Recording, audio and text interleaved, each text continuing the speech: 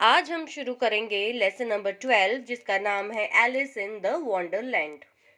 तो चलिए स्टार्ट करते हैं। One day Alice was lying under a tree listening to her sister reading a story. तो इसका मतलब ये कि एक दिन एलिस, एक किसी लड़की का नाम है एलिस, गर्ल है ये, वो एक पेड़ के नीचे बैठकर एक स्टोरी सुन रही थी जो उसकी सिस्टर पढ़ रही थी। Alice was lying under a tree, वो एक पेड़ के नीचे बैठी थी, लिसनिंग टू हर सिस्टर, और वो अपनी सिस्टर को सुन रही थी जो कि उसको वो स्टोरी सुना रही थी। Suddenly she saw a white rabbit scamper by. तो अचानक उसने क्या देखा, एलिस ने एक वाइट कलर का रैबिट देखा जो उसके आसपास घूम रहा था। He had pink eyes and was wearing a blue coat. उसकी आईज कैसी थी? पिंक कलर की आईज थी और उसने एक ब्लू कलर का कोट पहना हुआ था। He took out a big watch from his waistcoat pocket and as he hurried away, he said, "Oh dear, I will be too late." तो वो उसने एक बहुत बड़ी वॉच निकाली। वॉच क्या होती है? जो हम हाथों में पहनते हैं, ठीक है। वॉच निकाली उसने, एक पॉकेट था जो उसने कोट पहना हुआ था, उसकी पॉकेट से उसने वॉच निकाली। एंड जैसे कि वो बहुत जल्दी में हो, and as he hurried away, बहुत जल्दी में था और जल्दी जल्दी में ये कह रहा था, oh dear I will be too late. घड़ी को देख करके बोल रहा था कि oh I will be too late, कि मैं बहुत लेट हो जाऊंगा। आगे देखते हैं। She thought there was something very different about this rabbit. तो एलिस ने देखा, सोचा कि इस रैबिट के बारे में कुछ अलग ही कुछ दिखाई दे रहा है। ये जो रैबिट है वो और रैबिट से डिफरेंट दिखाई दे रहा है। It could talk, it wore a red waistcoat and it carried a watch. उसने कहा कि देखिए ये जो रैबिट है ये बोल भी सकता है और इसने एक कोट भी पहना हुआ है रेड कलर का और इसके पास एक घड़ी भी है ना। तो Alice wondered, a talking rabbit, a rabbit who wears a waistcoat. तो एलिस को बहुत ही अचंबा हुआ, सरप्राइज हुई ये देख करके, वंडर्ड, कि उसने तो कभी ऐसा रैबिट नहीं देखा था, बोलता हुआ रैबिट। तो उसने वो बोलने लगी कि ए टॉकिंग रैबिट, जो बोलता है रैबिट, और ऐसा रैबिट जिसने एक वेस्ट कोट पहना हुआ है। Alice was burning with curiosity and she followed the white rabbit. तो एलिस इस बात से बहुत ज़्यादा उत्साहित हो रही थी और उसको और जानने की इच्छा हो रही थी उस रैबिट के बारे में, इसलिए वो उस रैबिट का पीछा करने लगी। देखिए पिक्चर में भी हम देख सकते हैं, रैबिट ने कोट पहना हुआ है, ब्लू कलर का कोट है और उसके हाथ में एक घड़ी दिखाई दे रही है और पीछे जो उसकी जो गर्ल है वो है एलिस, वो उसका पीछा कर रही है। ऐसा रैबिट उसने वो कभी नहीं देखा था पहले। तो अब देखते हैं आगे क्या होता है स्टोरी में। The rabbit started running and Alice followed the rabbit. जो रैबिट था वो भागने लगा, दौड़ने लगा और जो एलिस थी वो उसका पीछा करने लगी। The rabbit suddenly popped down a large rabbit hole. अब रैबिट अचानक से क्या हुआ, एक बहुत बड़ा होल था, रैबिट होल। वो जो रैबिट था वो उस होल के अंदर चला गया। जमीन के अंदर एक बहुत बड़ा रैबिट होल जिसमें से एक रैबिट निकल सकता है, इस तरीके से एक बड़ा होल था। तो वो जो रैबिट जो था वो उस होल के अंदर वो चला गया। Alice jumped into the rabbit hole. Alice तो उसका पीछा कर रही थी, तो जहां जहां वो रैबिट जाता एलिस उसके पीछे पीछे जाती।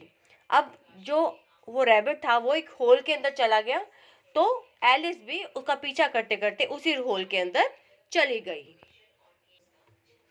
Alice went into the large rabbit hole too. तो ये प्रीवियस पेज का ये जो एलिस थी वो उसके पीछे पीछे जाने लगी। The rabbit went down and down and down and down into the rabbit hole. जो रैबिट था, देखिए होल है वहां पे, देखिए पिक्चर में भी देख सकते हैं, वो रैबिट नीचे और नीचे और नीचे ऐसे वो चला जा रहा था।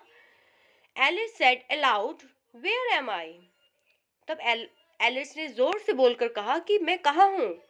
How many miles down have I fallen, कि मैं कितने माइल्स नीचे, कितने मील मैं नीचे आ चुकी हूँ, उसे नहीं मालूम था, क्योंकि वो तो पीछा कर रही थी, तो उसे ये नहीं मालूम कि उसने कितना डिस्टेंस कवर कर लिया। I must be getting somewhere near the centre of the earth, she wondered, will I slip through the earth to the other side.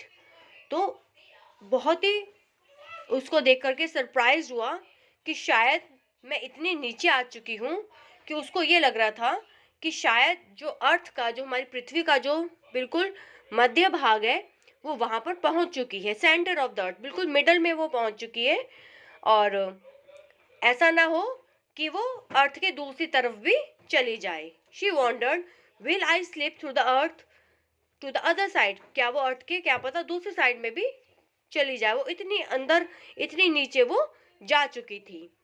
Thump, Alice landed on a pile of dry leaves. Thump मतलब एक sound है, जैसे गिरने की आवाज होती है, thump, ऐसे वो एलिस भी गिर गई। कहाँ गिर गई? Alice landed on a pile of dry leaves, एक ड्राई लीव से, सूखे पत्ते थे, सूखे पत्तों का वहां पे एक तरफ वो पाइलिंग हो रखी थी, इकट्ठे हो रखे थे सूखे पत्ते बहुत सारे, तो एलिस उन सूखे पत्तों के ऊपर गिर गई। She looked around quickly and suddenly saw the white rabbit again. तो जब वो गिर गई उसके बाद फिर उसने अपने आसपास देखा। She looked around quickly, उसने फटाफट से अपने आसपास देखा, and suddenly, फिर अचानक से उसको जो white rabbit था वो फिर से दिखाई दे गया। Suddenly saw the white rabbit again. It disappeared, saying, "Oh my ears and whiskers, how late it's getting." वो फिर से गायब हो गया व्हाइट रैबिट, क्योंकि वो तो बहुत जल्दी में था। क्या कह रहा था white rabbit? Oh my years, मेरे कान, और विस्कर्स, विस्कर्स होते हैं जो उसकी यहाँ पे मूछें होती हैं रैबिट की, विस्कर्स, इस तरीके से अपने आप को वो कह रहा था, oh how late it's getting, oh मैं कितना लेट हो रहा हूँ, सेइंग, ठीक है, अपने कानों को बता रहा था। Oh my years and whiskers, जैसे आपस में हम खुद से बात करते हैं, तो अपने आप से, अपने कानों से और उनसे बात कर रहा था। विस्कर्स और ईयर्स से बात करते हुए कह रहा था, हाउ लेट इट्स गेटिंग। ठीक है, आगे चलते हैं। Alice stood up and saw a small door about 15 inches high. Alice खड़ी हुई, जहाँ वे पत्ते के ऊपर वो गिरी हुई थी वहां से वो खड़ी हुई, और उसने एक छोटा डोर, दरवाजा देखा। कितना बड़ा था वो? 15 इंचेस हाई, बहुत ही छोटा वो दरवाजा था। It was too small for her to go through, वो इतना ही छोटा था कि उसके अंदर से वो नहीं निकल सकती थी। She saw a glass table with a golden की ऑन इट, तभी उसने एक कांच का टेबल देखा जिसके ऊपर एक सोने की चाबी रखी हुई थी। She tried the little golden key in the lock and to her delight it fitted. जो वो चाबी थी, उसने वो चाबी उठाई और उसने लॉक, जो डोर था उसमें एक लॉक लगा था, उसने वो डोर के लॉक में वो चाबी फिट की, और ये खुशी की बात हुई कि वो जो चाबी थी वो उसमें फिट हो गई।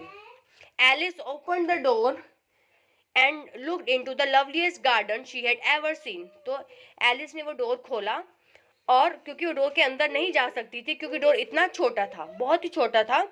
कितना छोटा था? 15 इंचेस हाई था, जिसमें से एलिस नहीं जा सकती थी, ले बस उसके आर पार डोर खोलने के बाद वो देख सकती थी वो। Alice open the door and looked into the loveliest garden she had ever scene.